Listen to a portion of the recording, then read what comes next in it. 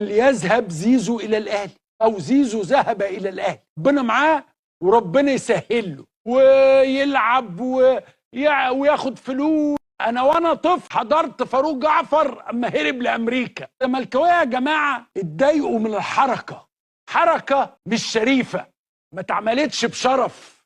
والغريب يا ساده انه اللي كان ضالع فيها شخصيه رياضيه المفروض يعني انها بتتكلم على المبادئ ونادي المبادئ، انما هو اللي عمل الصدمه للزملكاويه كلهم ايه؟ انه حضرتك قاعد لسه بتدي مواعيد وانت ماضي يوم 12 في بيت محمود الخطيب طبقا لتقارير. طب انت يا زيزو من يوم 12 بتكلمنا في ايه؟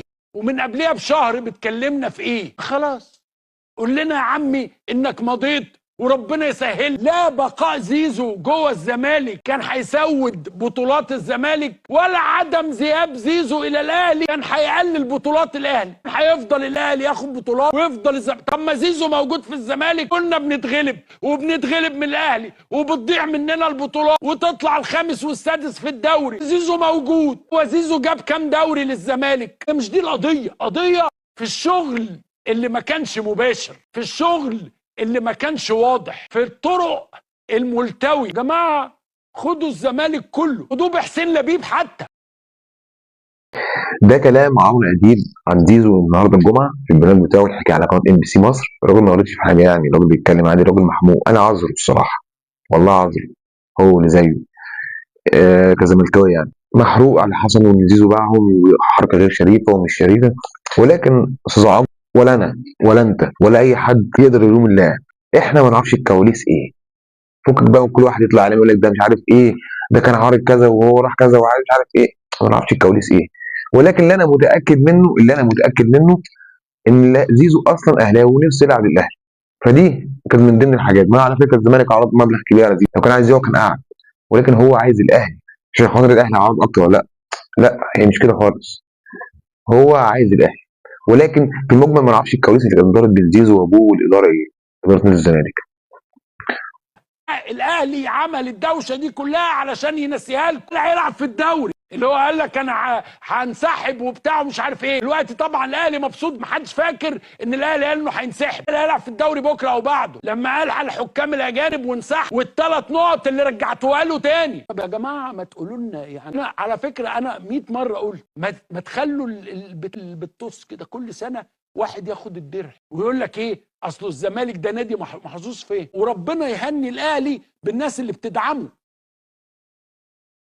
ربنا يهنيه على فكره، ده مش عيب، خزاين مفتوحه. انما برضو العداله الماليه فين؟ هو مش في حدود للحاجات دي للصرف؟ جهاز مركزي المحاسبات بيسال الناس دي. فكره النوادي دي ملك الدوله، الاهلي ده ملك الدوله مش ملك محمود الخطيب. انت نص الفرقه من عندنا واستسهال، في فلوس وفي حد بيدفع. على فكره مش عيب يا زيزو ان انت اخترت فلوس، عيب ان ابوك اختار فلوس. خليكم فاكرين ان هو قال هيلعب في الدوري تاني، ان هم ما بيهمهمش. واضح انه النادي الاهلي بقى نادي ميكيافيلي. اوعى تاني حد يقول لي ده نادي المبادئ، لا والله ما انا بادئ.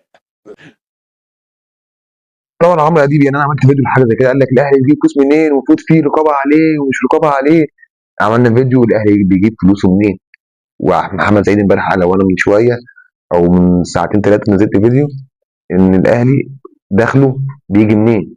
ده اول حاجه. تاني حاجه عمرو اديب بيقول لك الاهلي نادي المبادئ وبيضحك. والاهلي مش نادي مبادئ ورجع الدوري ومش. لا، الاهلي نادي مبادئ من زمان والله يا عم عمرو، قبل انت بتتولد وانا بتولد والناس دي كلها تتولد من زمان. من زمان. هتقول لي الاهلي رجع الدوري، هقول لك الاهلي رجع الدوري ما ينفعش نتكلم فيها. الاهلي كان مش عايز يرجع الدوري، الاهلي ما كانش عايز يرجع الدوري، ولكن لما رجع الدوري شال الثلاث نقاط اللي كان هيتخصم منه اخر الموسم غير مباراه الزمالك. انت السنه اللي فاتت بقى انت انسحبت واتخصم منك 6 نقاط، فمعناها ان الاهلي برضه قوي على فكره. تمام. بالنسبه بقى للمبادئ، لا المبادئ كتير. هجيب لك برضه بالتاريخ ابراهيم سعيد وحسام حسن وحسام الحضري. عد، تعرف تعد لغايه كام؟